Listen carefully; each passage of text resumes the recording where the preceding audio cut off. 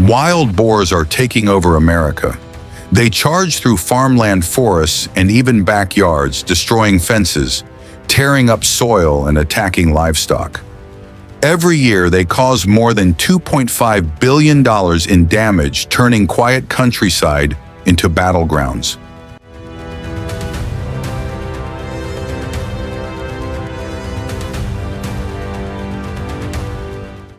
Once brought from Europe as simple farm animals, they've now multiplied into over 9 million, spreading across 35 states.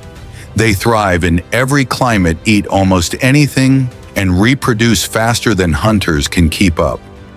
With no natural predators, nothing seems able to stop them.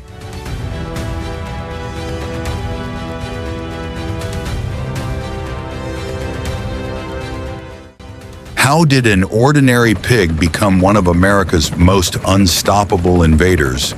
And what turned a source of food into a national threat? To find the answer, we have to go back to where it all began, when the first wild boars set foot on American soil.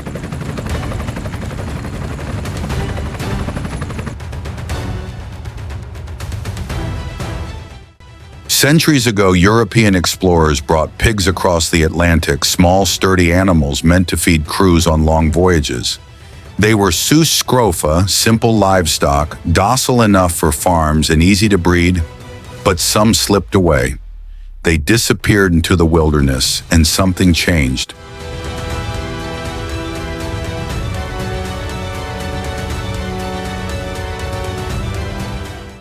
Freed from pens and fences, they interbred with domestic pigs, creating hybrids, stronger, faster, and far more aggressive. Their thick hides and sharp tusks turned them into natural weapons. They adapted to every landscape, from humid swamps to dry plains, and learned to survive without help from man.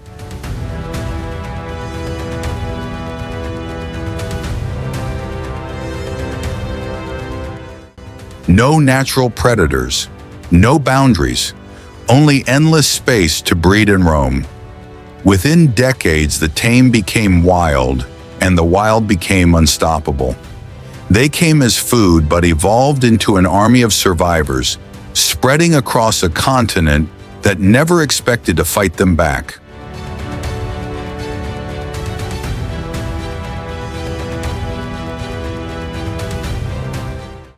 In the wild, survival favors. The relentless and few creatures embody that rule like the wild boar.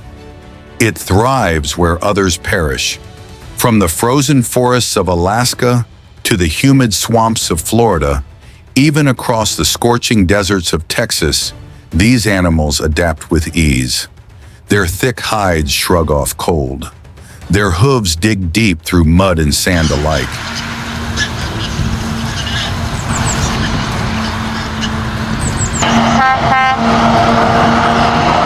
They eat everything: roots, fruits, insects, carrion, even their own kind.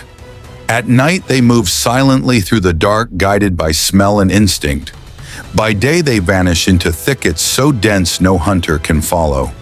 Their intelligence makes them unpredictable, their memory sharp. They learn, they adapt, they endure.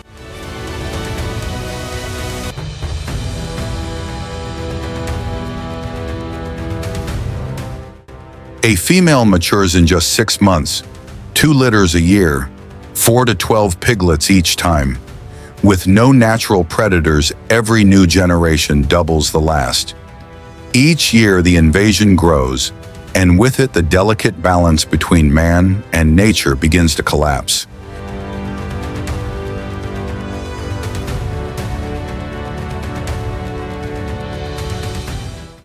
Across the American heartland, 9 million wild boars are leaving their mark, one field at a time. They plow through pastures like living bulldozers, collapsing irrigation ditches and ripping open fences meant to hold cattle. Corn and soybeans vanish overnight, dug up and devoured by snouts built for destruction.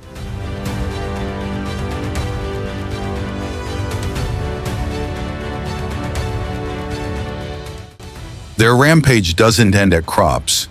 They spread disease to cattle, sheep, and poultry infections that cost farmers thousands of dollars with every outbreak.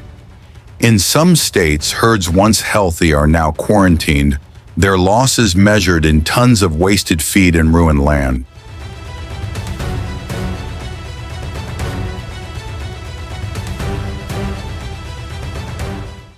Even the earth itself suffers. Their rooting erodes, soil pollutes rivers, and tears apart native habitats. In their wake, forests turn to wastelands. Every footprint they leave costs farmers another dollar and another sleepless night. But the question remains, who's truly invading whom, the beasts we unleashed, or the men who can no longer control them?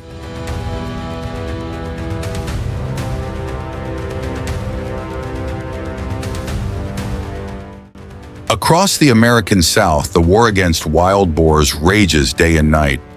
Hunters, farmers, and ranchers unite in a battle that feels endless, one fought with rifles, traps, and even helicopters.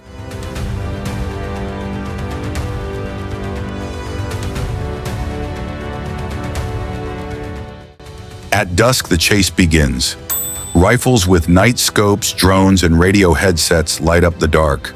Through thermal lenses, glowing shapes move across the field's targets in motion. One breath, one shot, one chance. A clean kill means victory. A miss means chaos. The sound of a single gunshot echoes for miles, warning every creature still hiding in the brush.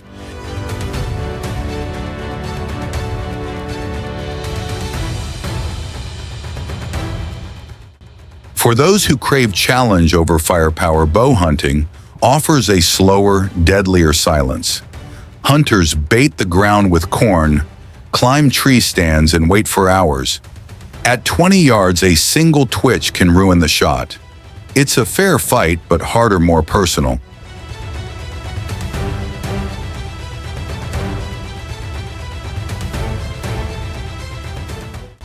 Then there's the aerial assault.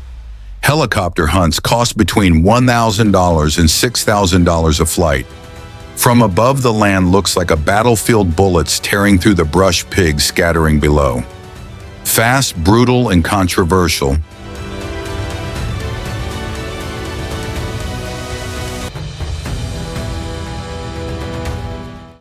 Technology has joined the fight too. Smart steel traps fitted with cameras and phone controls can capture 15 to 30 pigs in one night. Efficient but merciless. Even science steps in, testing poisons meant only for pigs, but each formula risks killing everything else that eats or drinks nearby. When nature fights back, even science hesitates. Despite every bullet, every trap, and every flight, the invasion doesn't stop.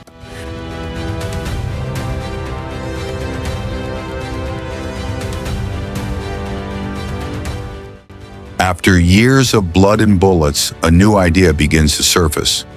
What if the wild boar could become more than a pest?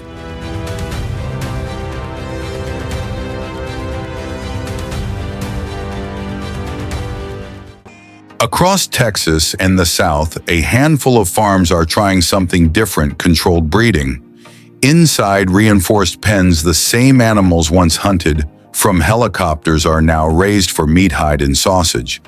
Their flesh, darker and leaner than domestic pork, carries a strong, earthy flavor. Hunters call it wild gold.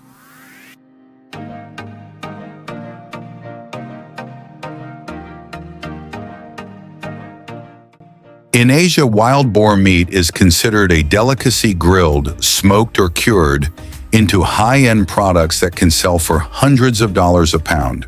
For American farmers, that potential is hard to ignore.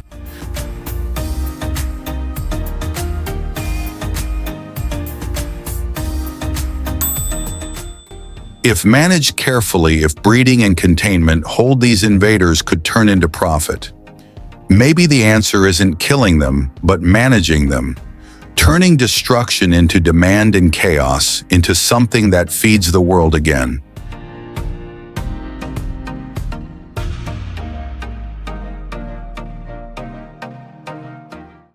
Night falls across the Texas plains. The engines go quiet and the sound of gunfire fades into the distance. Dust settles over broken fences and torn fields, the scars of another day's battle. Under the pale moonlight, fresh tracks appear near the edge of the woods. The boars are already moving again.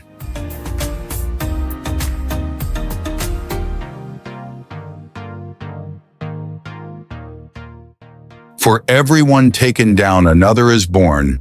For every acre reclaimed, another is lost. Out here, the land keeps its own balance no matter how hard man tries to bend it. The war isn't about winning anymore. It's about learning how to endure.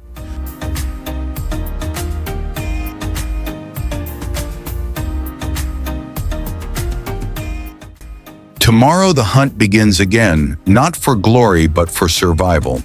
The story doesn't end here. Subscribe to discover legends, ring the bell, and join our next voyage. If you believe this fight is far from over, comment yes below. The land still waits for those brave enough to return.